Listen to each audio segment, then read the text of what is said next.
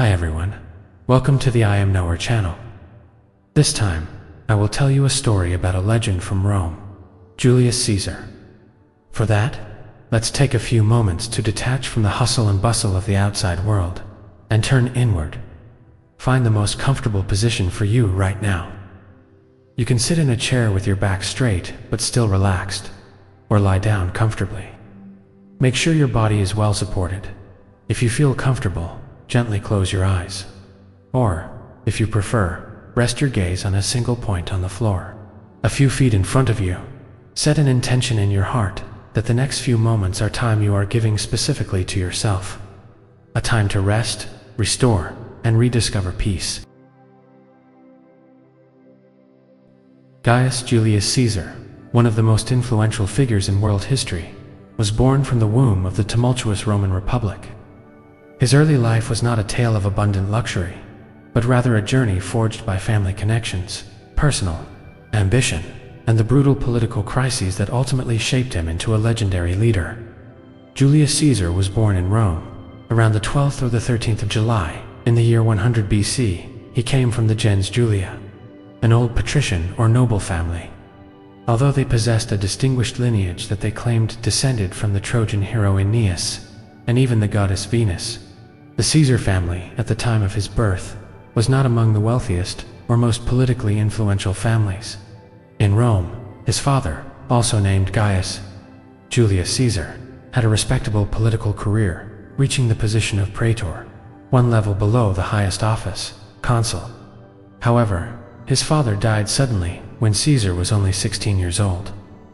A more significant role in shaping his character came from his mother, Aurelia Cotta.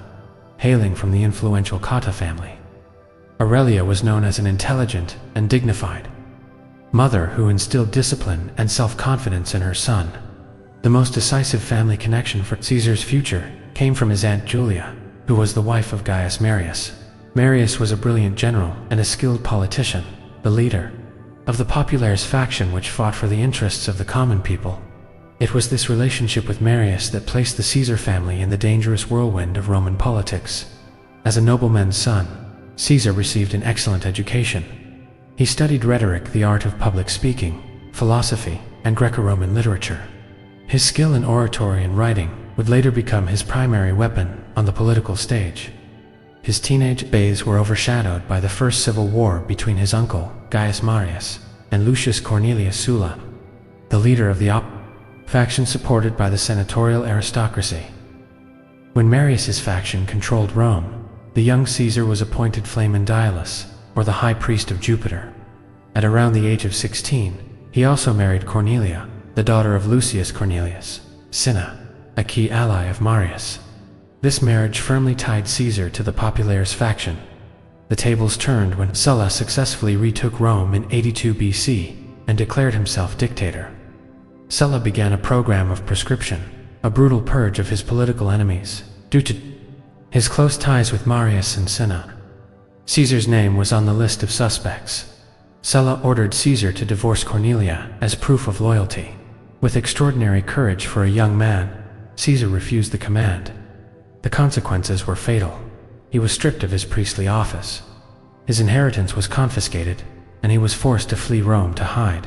Thanks to strong lobbying from his mother's family and the Vestal Virgins, Sulla reluctantly granted Caesar a pardon.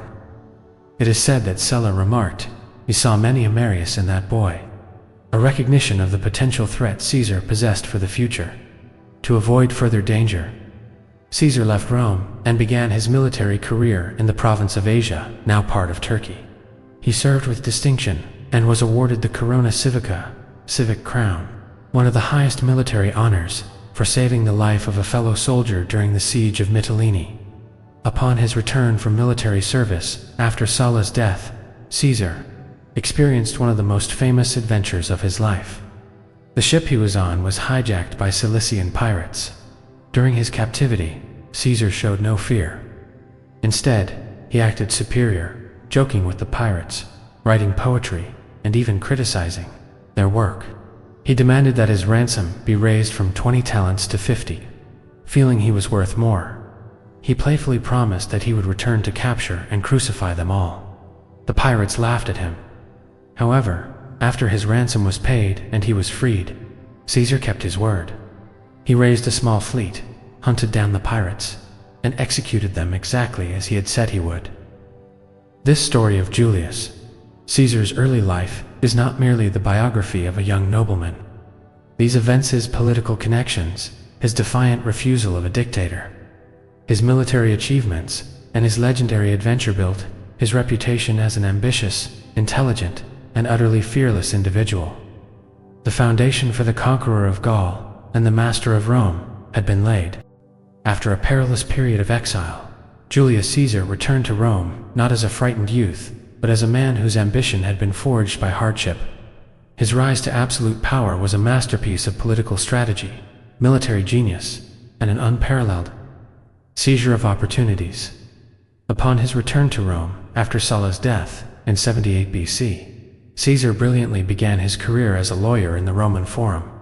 He was known for his eloquent speeches and his courage in prosecuting corrupt officials, which quickly made him popular with the people.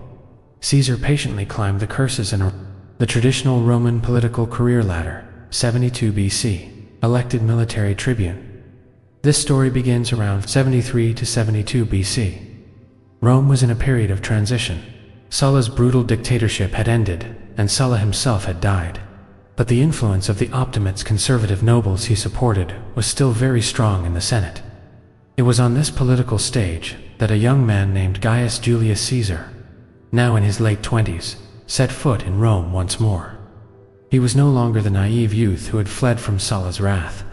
He was a war veteran who had won the highest award, a political survivor, and an adventurer who had even captured and crucified the pirates who had kidnapped him. His reputation as a brave and somewhat audacious individual began to spread. However, reputation alone was not enough. To gain power, he had to follow the official path called the cursus honorum. His first step was to win an election for a public office. That opportunity came in the form of the election for military tribune. For many young nobles, this was just an ordinary duty. But for Caesar, it was everything. It was a chance to prove that his name, which had been tarnished by his family's connection to Gaius Marius, Sulla's great enemy, still resonated in the hearts of the Roman people. Caesar threw himself into the campaign with all his energy and charisma. Imagine him in the Roman Forum, the center of city life, delivering speeches with the eloquence that would become legendary. He not only sold his family's great name, supposedly descended from the goddess Venus, but also drew close to the common people, reminding them of the pro-people policies espoused by his uncle, Marius. He succeeded. The People's Assembly of Rome cast their votes for him. This victory was a statement. Caesar had arrived. But the real story is not about his election victory, but about how he used the office. As a military tribune, Caesar demonstrated his political intelligence. He vocally supported the Lex Gabinia, a law that would grant extraordinary power to the great General Pompey, the Great, to eradicate the pirates plaguing the Mediterranean. While many senators hesitated, Caesar saw an opportunity to ally himself with the most popular figure in Rome at the time. The most decisive and dramatic moment occurred in 69 BC. His aunt, Julia, the widow of Gaius Marius, passed away. The funeral procession of a noblewoman was a major public event, and Caesar, as her nephew, was tasked with delivering the funeral oration before the assembled crowd.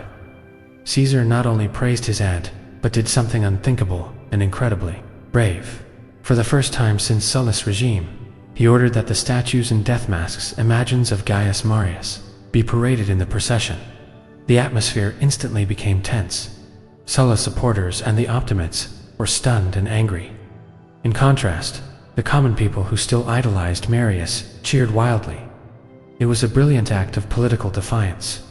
Caesar was not just mourning, he was reviving a symbol of resistance against the aristocracy. He openly declared himself the heir to the Popularis faction's struggle. Shortly thereafter, his beloved wife Cornelia also died. Caesar once again took the stage and delivered a moving funeral oration, something unusual for a young woman at the time. This act further strengthened his public image as a humane and loyal figure. 69 BC, served as Questa in Spain in 69 BC. After successfully serving as a military tribune, Julius Caesar, was elected quaestor. This was the first official step in the cursus honorum career path that granted a much-coveted privilege, a lifetime seat in the Roman Senate. From that moment on, Caesar became a senator, and his voice began to matter. However, the year 69 BC became one of the most dramatic and formative years of his personal life, which he brilliantly leveraged for political gain. As a quaestor, Caesar was assigned to the province of Hispania, ulterior farther Spain, to work as an assistant to the governor in administration and finance. While in Spain, a legendary event occurred that became a psychological turning point for Caesar. While visiting the city of Gades, modern Cadiz, he saw a statue of Alexander the Great in the Temple of Hercules.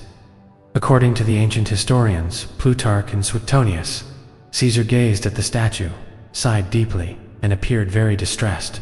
When his friends asked why, Caesar replied with a lament, "Do you not think it is a matter for sorrow, that at my age Alexander was already the king of so many nations, and I have as yet achieved no brilliant success?" This moment of reflection ignited his ambition to a new level.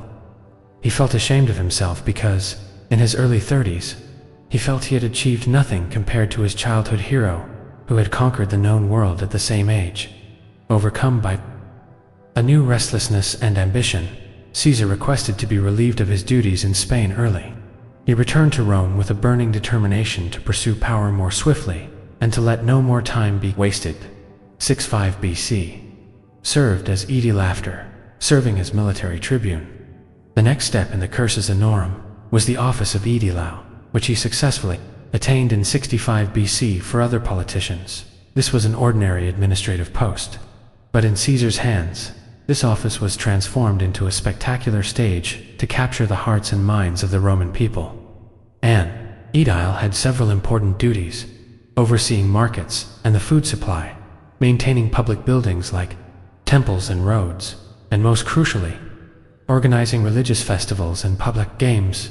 Opening parenthesis, LUDI. Closing parenthesis. Caesar perfectly understood that the fastest way to popularity was through mass entertainment. The people of Rome loved a spectacle, and Caesar decided to give them a show they would never forget. Although the state provided a limited budget for these events, it was traditional for an aedile to use personal funds to add to the splendor. Caesar took this tradition to an extreme level. On the pretext of honoring his late father, Caesar organized the Ludi Romani Roman Games on a scale of extraordinary magnificence. He decorated the Roman Forum and the surrounding basilicas with magnificent artworks and decorations. The climax of his events was the gladiatorial contests. Caesar gathered so many gladiators, reportedly 320 pairs, that had terrified his political opponents in the Senate. They feared Caesar was building a private army in the heart of the city. Consequently, the Senate hastily passed a law limiting the number of gladiators a person could own in Rome. Even with this restriction, Caesar still presented his gladiators in armor made of pure silver, a sight that dazzled the entire city. Caesar served as aedile with a conservative nobleman named Marcus Calpurnius Bibulus. Bibulus also spent money on the games, but Caesar's contribution was so extraordinary that everyone only talked about Caesar's games. Bibulus later bitterly joked that his fate was like that of Pollux. A temple in the Forum was built to honor both Castor and Pollux, but everyone just called it the Temple of Castor. Similarly, all the praise for the games went to Caesar. 63 BC achieved a major victory by being elected Pontifex Maximus. Pontifex Maximus literally means chief priest or high priest. It was the highest and most prestigious religious office in the Roman Republic. This position held several extraordinary advantages. A lifetime position, once elected. The office was held until death.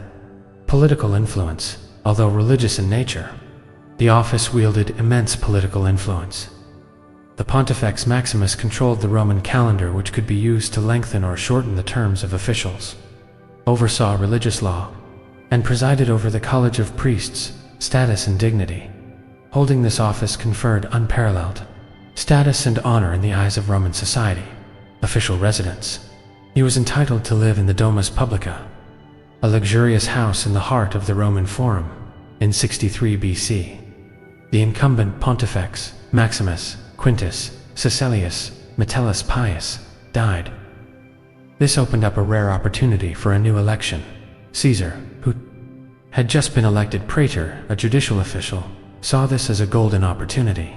However, his candidacy was considered extremely audacious and almost impossible. His opponents were two of the most senior and respected politicians in Rome: Quintus Lutatius Catullus Capitolinus, a highly respected former consul and the leader of the conservative Optimates faction in the Senate; Publius Cerilius Vasha I Serucus, a general and former consul who was also highly regarded. Compared to them, Caesar was a relatively unproven young man with a reputation as a radical populist, deeply in debt. Caesar's gamble was so great that he had to borrow an enormous amount of money to bribe the voters. The scale of his debt was so massive that on the morning of the election, as his mother Aurelia tearfully saw him to the door, Caesar reportedly said, "Mother, today you will see your son either as Pontifex Maximus or as an exile." He knew full well that if he lost, his mountain of debt would destroy him financially and politically. He would be unable to pay it back and would have to flee Rome. Surprisingly, Caesar won by a landslide. He reportedly won more votes in his opponent's own voting districts than they received themselves. His victory was due to several factors. Populist campaign. Caesar was the champion of the populares, the people's faction. He mobilized mass support with promises and an image as a defender of the common people. Massive bribery. It is undeniable that he used money borrowed from Crassus, the richest man in Rome, to carry out bribery on an unprecedented scale. Change in election rules. A few years earlier, Caesar's allies had successfully restored the rule for electing the Pontifex Maximus from appointment by the College of Priests to a direct election by 17 of Rome's 35 tribal districts.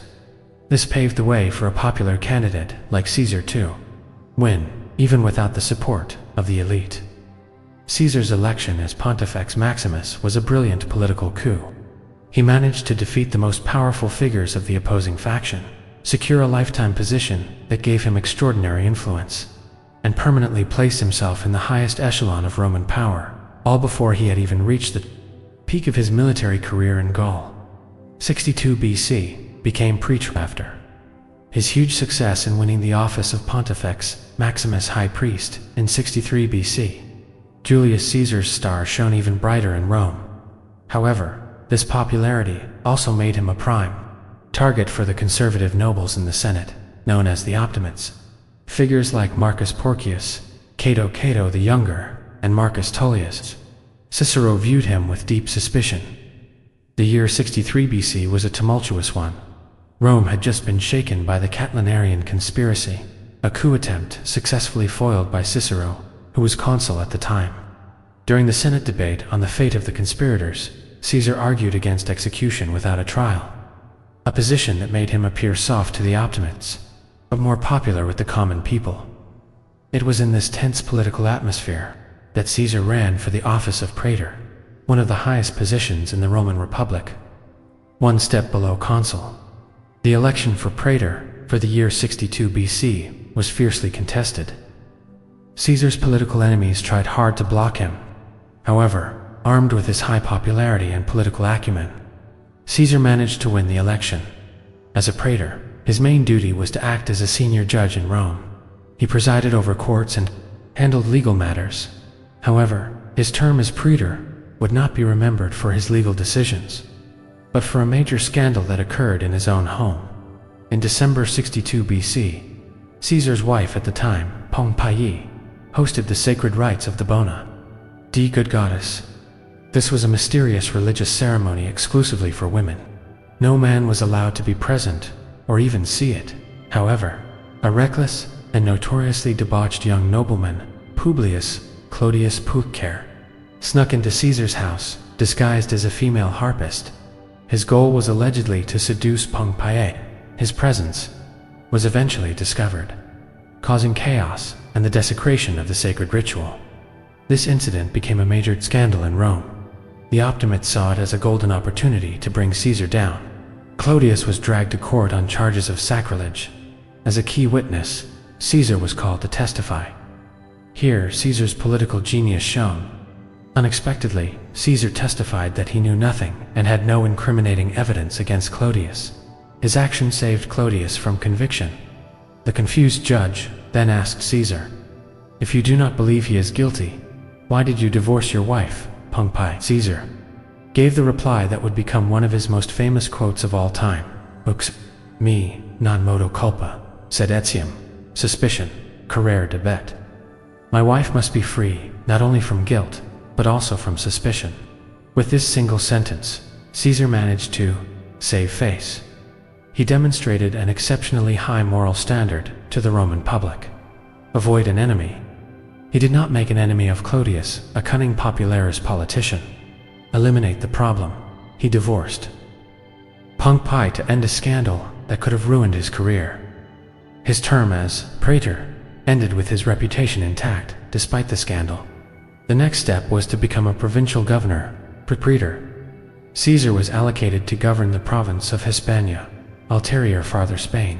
61 BC, served as governor in Spain. This event occurred after he served as praetor, a senior magistrate.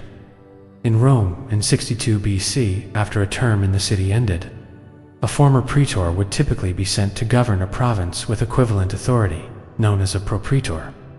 Caesar was assigned to govern the province of Hispania, ulterior farther Spain. However, there was one major problem that almost destroyed his career before it even began. During his political career, especially while serving as Aedile Caesar, had spent an extraordinary amount of money organizing parties and games to win the hearts of the people. As a result, he was entangled in massive debt. When it was time to depart for Spain, his creditors swarmed him.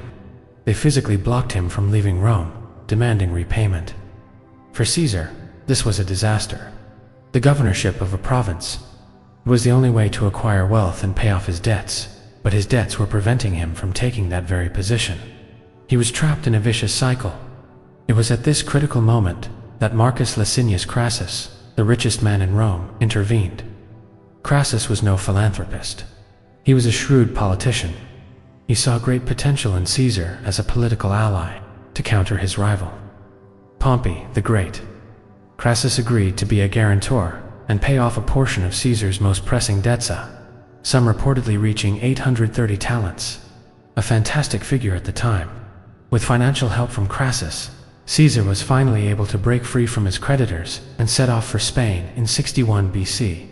Upon arriving in Hispania, ulterior Caesar did not act like a typical governor who only handled administration. He saw this province as an opportunity to prove two things: his military genius and his ability to accumulate wealth. Military campaign. He immediately launched a military campaign against the local tribes, the Colacci and Lusitani, who were still rebelling in the northwest. With brilliant strategy and speed of movement, he led his legions to the coast of the Atlantic Ocean, conquering tribes that no Roman general had ever reached before. Hailed as imperator, his success was so brilliant that his troops on the field hailed him with the title of Imperator, Victorious Commander, the highest military honor.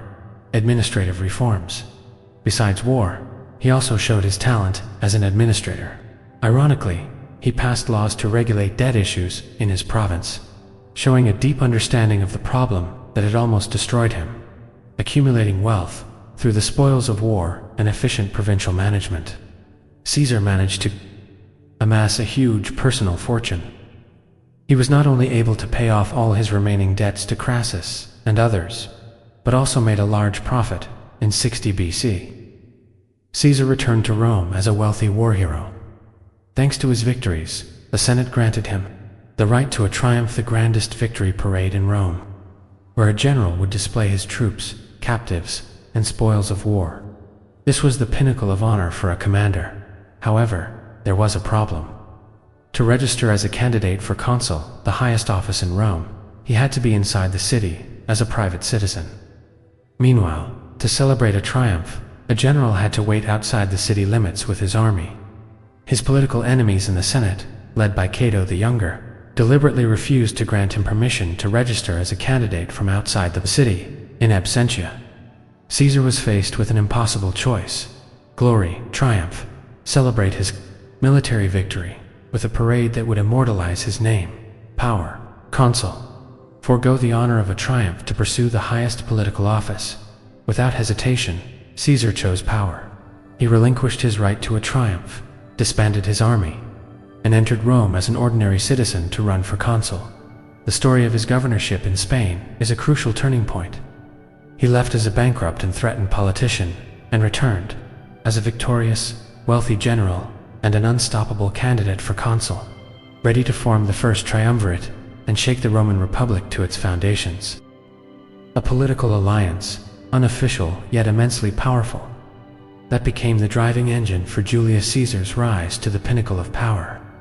This was not a formal office, but a secret agreement that forever changed the fate of the Roman Republic. In the year 60 BC, the Roman political stage had reached a stalemate. The Senate, dominated by a conservative aristocratic faction called the Optimates, led by figures like Cato the Younger, strove to maintain their traditional power. They were deeply suspicious of, and often obstructed the ambitions of individuals, deemed too powerful or too popular. It was in this situation that the three most ambitious men in Rome found their respective goals blocked by the Senate. Three men. 3. Problems. Gnaeus Pompeius Magnus Pompey, the Great, the general who he was, the greatest general of his time, adored by the people for his series of military victories in the East. His problem: the Senate refused to ratify or approve the settlements he had made in the eastern provinces and refused to grant land to his loyal veterans. This was a major insult to a war hero of Pompey's caliber, Marcus Licinius Crassus, the richest man who he was, the wealthiest man in Rome, whose fortune came from property and various businesses. His problem: he needed political support to help his business allies, the publicani tax collectors, who were asking for a discount on tax contracts in Asia that they had won with an overly high bid. The Senate ignored his request. He also craved military honor and a status equal to Pompey's. Gaius Julius Caesar, the ambitious rising star who he was, a Populaeus, defender of the people politician who had just returned triumphantly from his governorship in Spain. His problem, his main goal, was to become consul, the highest office in Rome. However, the Optimates in the Senate hated him and would do anything to stop him. He realized he could not win alone. Seeing this deadlock, Caesar, with his political genius, realized that all three of their problems stemmed from the same enemy, the Optimates. He then initiated a secret meeting in 60 BC. Caesar proposed a simple yet brilliant agreement. If Pompey and Crassus used their influence and wealth to help him get elected consul, he would use his consular power to pass all the legislation they desired. This was the first triumvirate: the military power and popularity of Pompey, the limitless wealth of Crassus, and the ambition and political genius of Caesar combined. They swore to let nothing happen in Roman politics that was not approved by all three of them. The alliance was secret, a three-headed monster. As one of its opponents described it, victory and domination, the alliance immediately bore fruit. Caesar becomes consul with the full backing of Pompey and Crassus.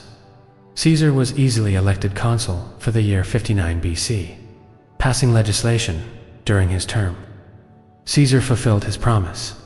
He passed an agrarian law that provided land for Pompey's veterans and the poor.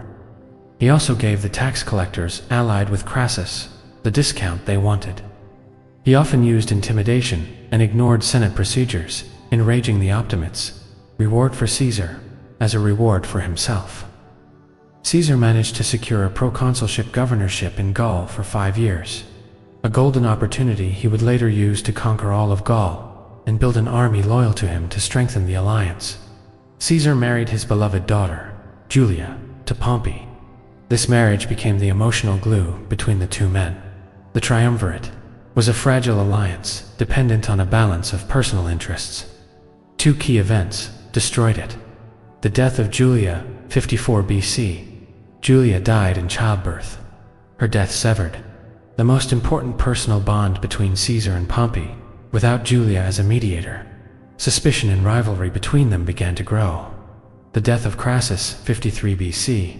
In his quest for military glory to rival Pompey and Caesar, Crassus led an invasion of Parthia, Persia. He suffered a crushing defeat at the Battle of Carrhae and was killed. His death removed the balancing force between Caesar and Pompey. With Crassus gone, the Roman Republic now had only two dominant powers: Caesar, with his invincible army in Gaul, and Pompey, who was increasingly allied with the Senate in Rome. The stage was set for an inevitable conflict, culminating in a civil war that would end the Roman Republic and bring Caesar to the seat of absolute power.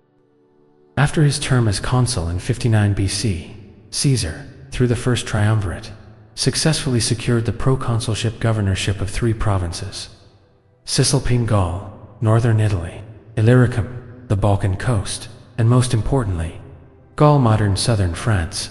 For Caesar, this was not merely an administrative assignment. It was a golden opportunity to achieve military gloria, to match the military reputation of his rival, Pompey, the great. Amass wealth, to pay off his enormous debts and fund his political career, build a personal army, to form legions that were loyal to him personally, not to the Senate. Gaul, the territory stretching beyond the Roman province, encompassing modern France, Belgium, and Switzerland, was the perfect target. The region was rich, fertile, and inhabited by hundreds of warring tribes, making it vulnerable to being conquered, one by one.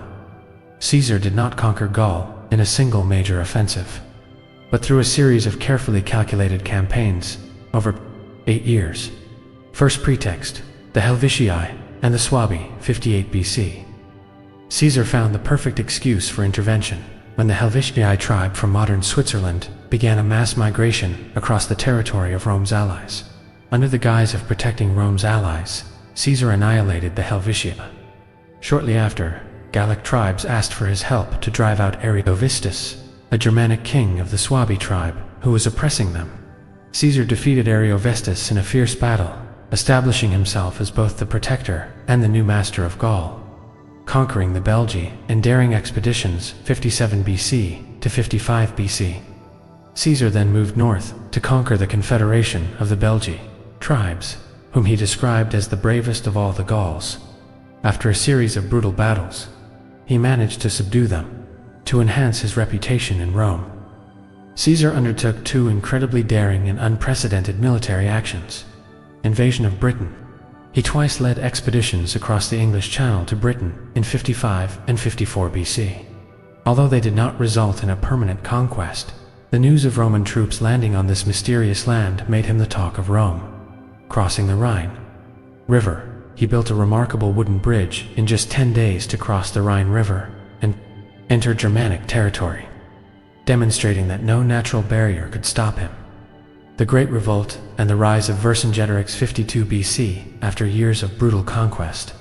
The resentment of the Gallic tribes against Rome finally exploded. For the first time, the divided tribes united under a charismatic and intelligent leader, Vercingetorix of the Arverni tribe. Vercingetorix used a scorched earth strategy, burning villages and fields to cut off Caesar's supply lines. The rebellion spread rapidly and became the greatest threat Caesar ever faced in Gaul. The climax of the war. The siege of Alesia, 52 BC. The culmination of the entire Gallic War occurred at the hilltop fortress of Alesia. Vercingetorix and his approximately 80,000 troops took refuge inside the fortress. Caesar, with about 50,000 troops, arrived and executed one of the most brilliant military engineering maneuvers in history.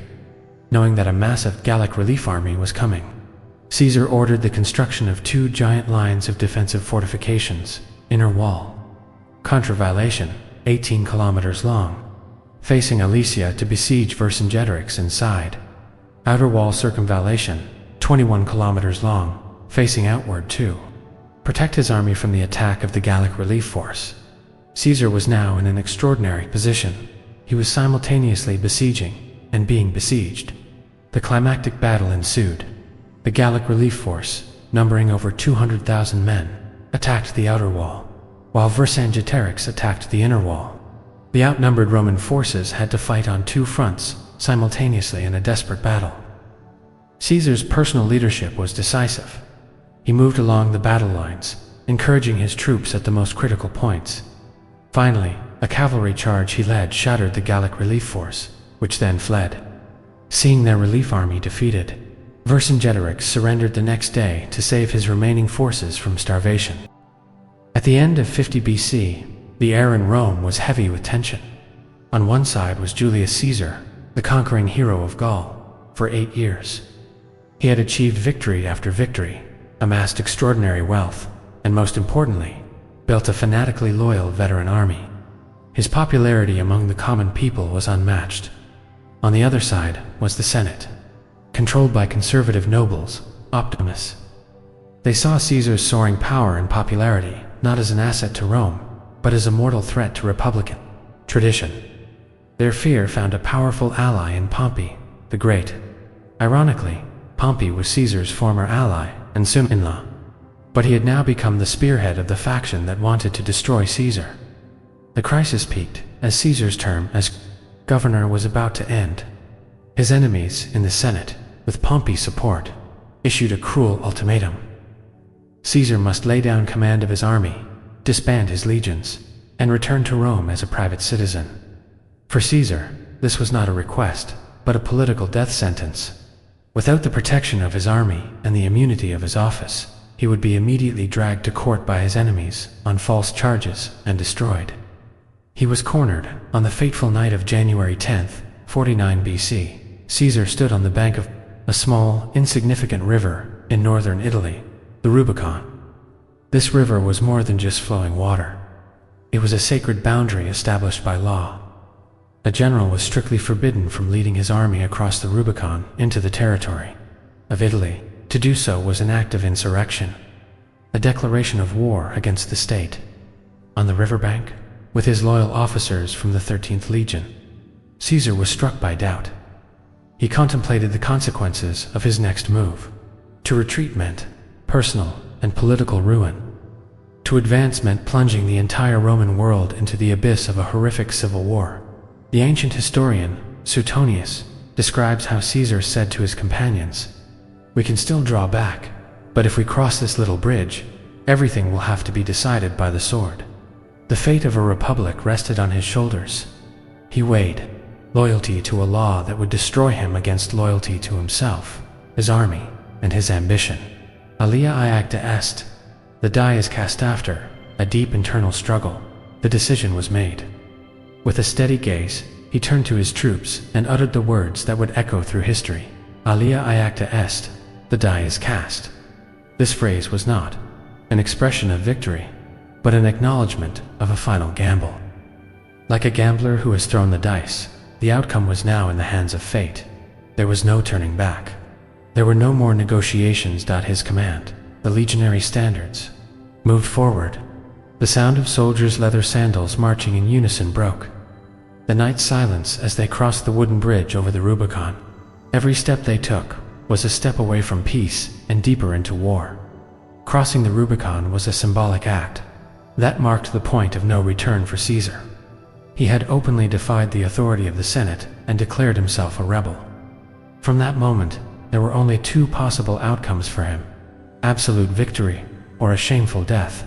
For the Roman Republic, the sound of Caesar's troops marching across that small river was its death knell. This single act triggered a devastating civil war that would drag Rome from Greece to Egypt and end with the defeat and death of Pompey in the end.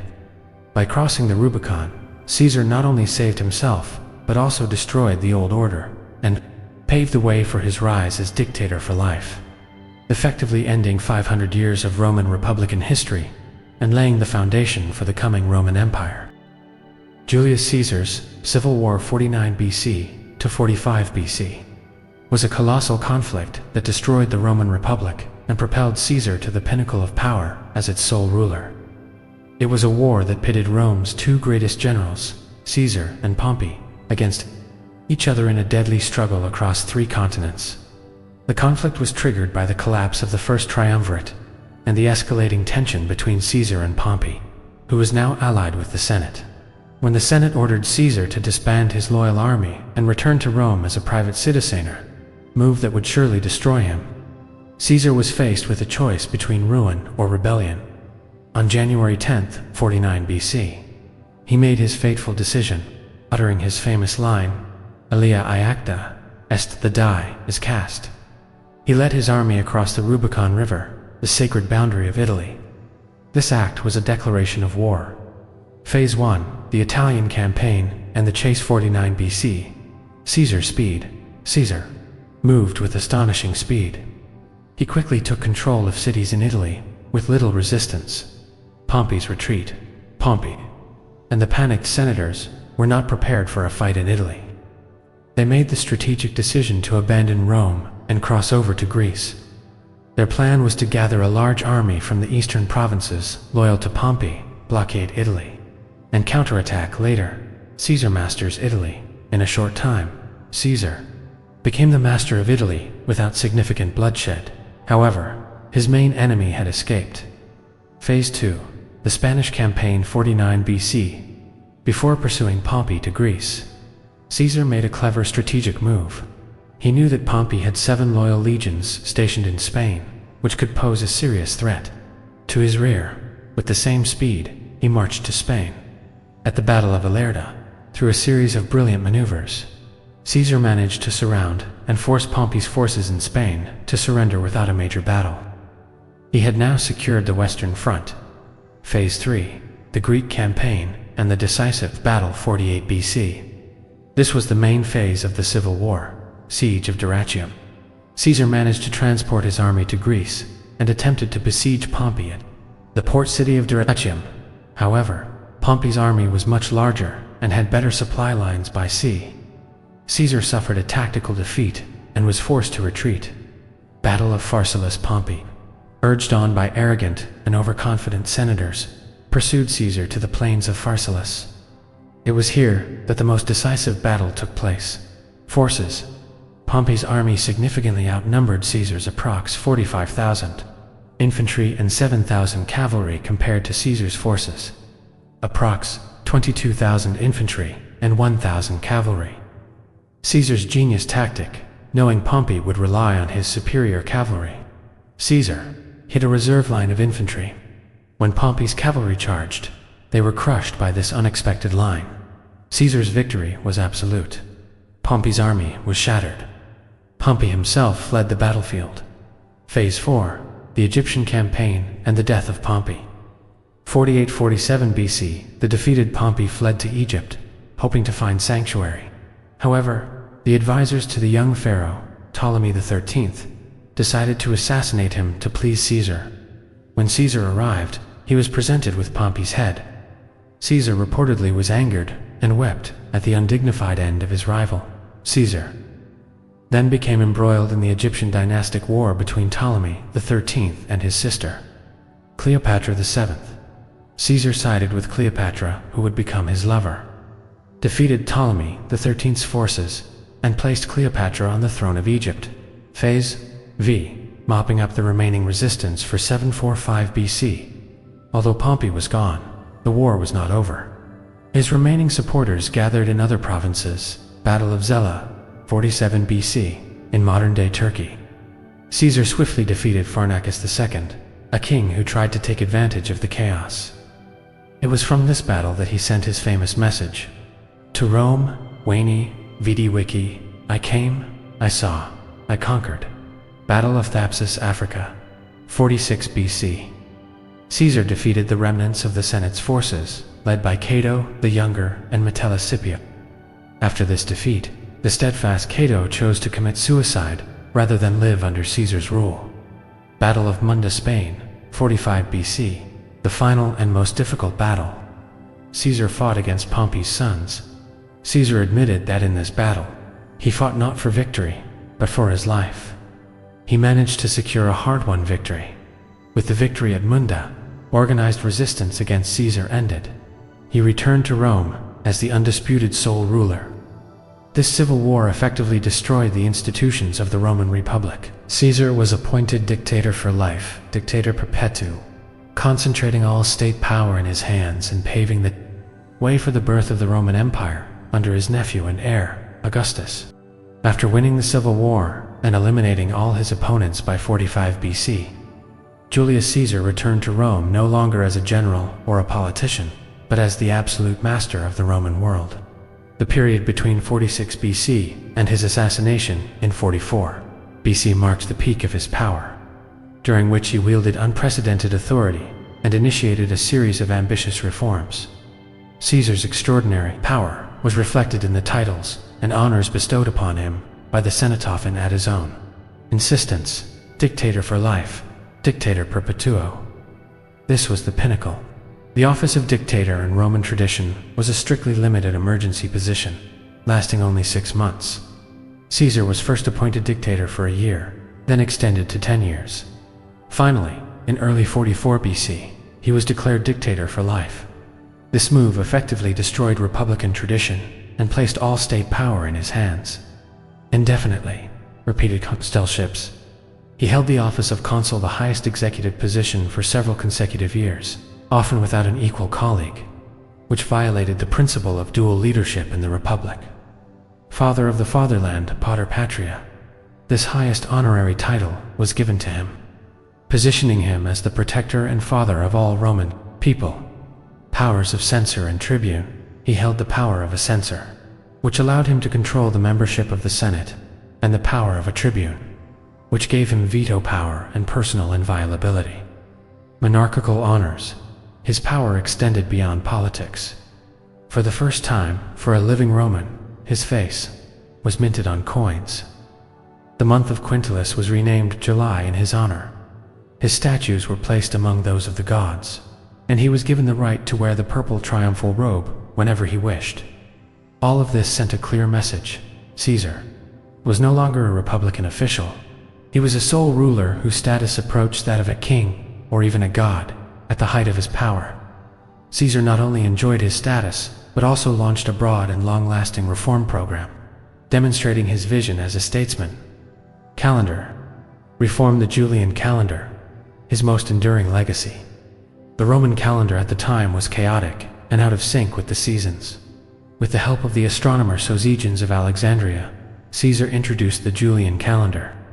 This calendar established a year of 365 days, with an additional leap day every 4 years. This system was remarkably accurate and became the basis for the Gregorian calendar we use throughout the world. Today, social and economic reforms, public works. He initiated massive construction projects in Rome, including the construction of the Forum of Caesar and the Temple of Venus Genetrix. These projects not only beautified the city, but also provided jobs for tens of thousands of citizens. Land. For veterans, he settled more than 80,000 of his war veterans in new colonies throughout the empire. This gave them land and a livelihood, while also spreading Roman culture. Debt relief.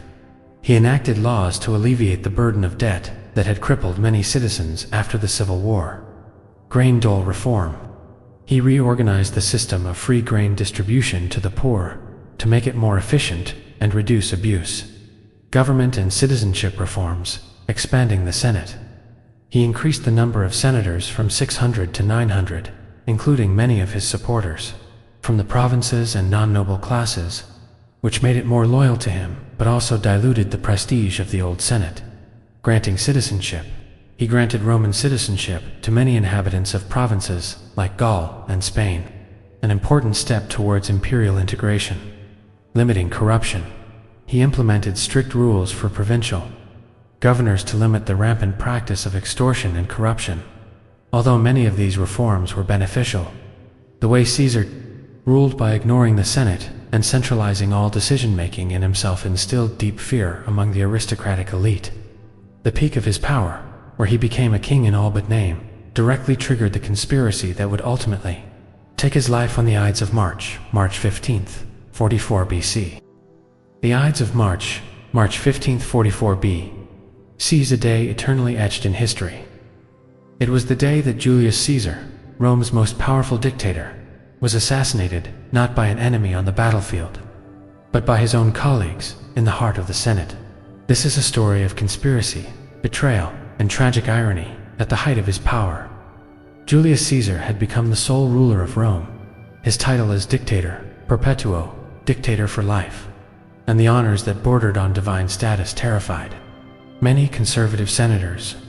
They, who called themselves the Liberatores, the Liberators, believed that Caesar intended to abolish the Republic and declare himself Rex King, a title deeply hated in Rome.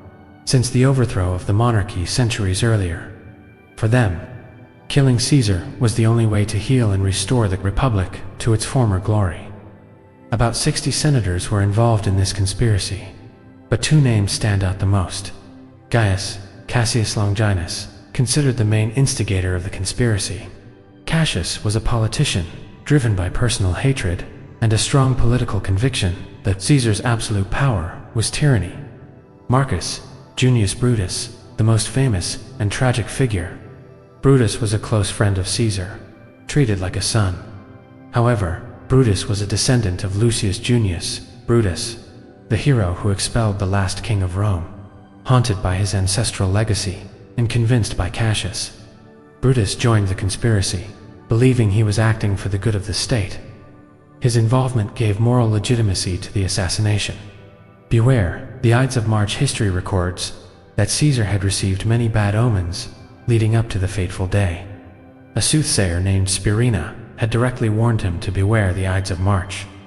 The night before, Caesar's wife Calpurnia had a nightmare of seeing her husband murdered in her arms and begged him not to go to the Senate. That morning, Caesar hesitated. However, one of the conspirators, Decimus Brutus, came to his house and persuaded him to go anyway, saying that the Senate was waiting to bestow more honors upon him, and that he shouldn't be seen to be influenced by a woman's dream. On his way to the Senate, Caesar reportedly met Spirina again and confidently said, "The Ides of March have come," to which the soothsayer replied, "Aye, Caesar, but not gone." The assassination did not take place in the main Senate house, but in a meeting room within the Theater of Pompey, ironically, a complex built by his late great rival. The signal: the conspirators had hidden daggers inside their togas. They surrounded the seated Caesar. One of them, Tilius Cimber, stepped forward on the pretext of presenting a petition to beg for his brother's pardon.